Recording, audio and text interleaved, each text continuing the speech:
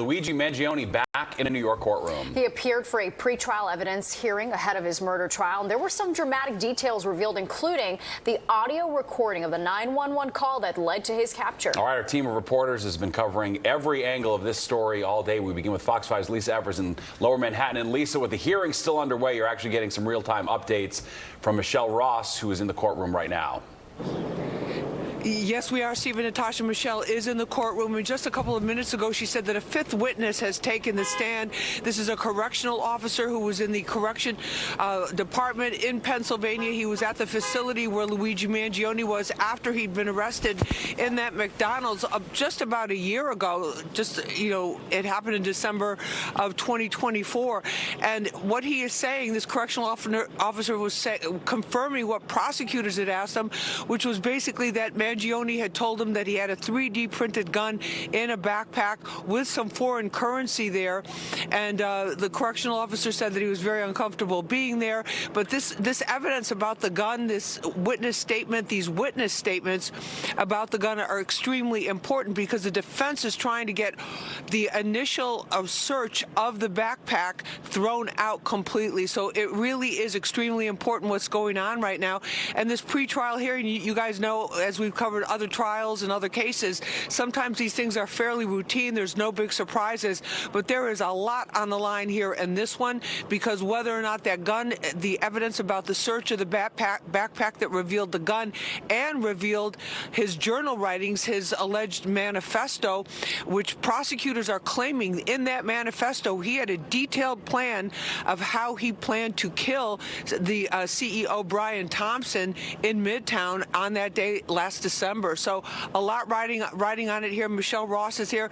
It did get started late this morning. Mangione was late coming to court. He's staying now, just so everyone understands. He's at the Federal Detention Center, MDC, the notorious MDC in Brooklyn there. That's where Diddy was previously. That's where many other high-profile inmates, as well as just regular accused criminals, are at. He came into court. He is allowed to wear a suit so that he does not have to be wearing the inmate tan uniform. His defense team was able to secure that privilege for him, and we'll see what happens. But it's still going on. It's going past the usual 5 o'clock closing time for these types of hearings here at this particular courthouse, and we'll see what happens. But a lot on the line, because two of the criminal defense attorneys that we talked to and interviewed today throughout the day said that it's not an exaggeration to say that this pre-trial hearing, what evidence is allowed, what's not allowed, is actually going to determine which way this trial is going to go. And remember, he's facing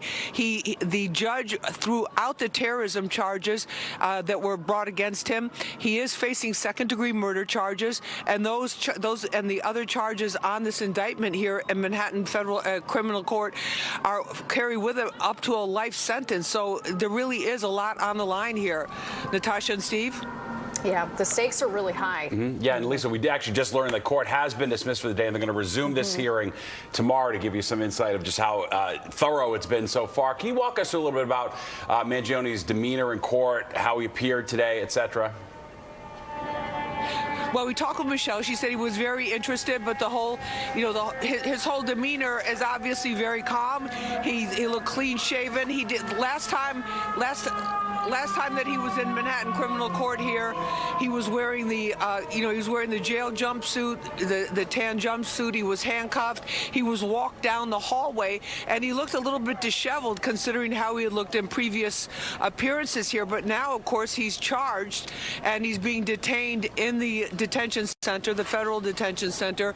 So his demeanor was more composed. He appeared more composed in the suit, and of course that's what they're trying to, his defense team is trying to portray, that he's calm, that this is not some crazed gunman who went after the CEO, some crazed gunman on a mission in his own mind going after the CEO, but that this is just, he's an Ivy League graduate. We're going to be hearing about that, and a lot more about his education, his background, the type of family he came from, that sort of thing. But really critical, because the attorneys we spoke to also pointed out that they really need evidence, not just circumstantial evidence, not hearsay, not testimony from other witnesses, but they really need hard evidence that connects him to the gun and connects that gun to the shooting. Remember, we also that surveillance video of which police said was of him pulling the gun when he allegedly shot Brian Thompson, the CEO.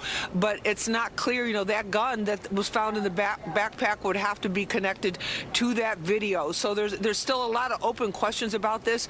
Investigators, I'm sure, are continuing to work on this case because there's a lot of missing pieces and holes there. But that's the latest here from criminal court. I'm Lisa Evers, Fox 5 News. Natasha and Steve, back to you in the studio. Yeah, such an important day. All right, Lisa, thank you so much for giving us that insight.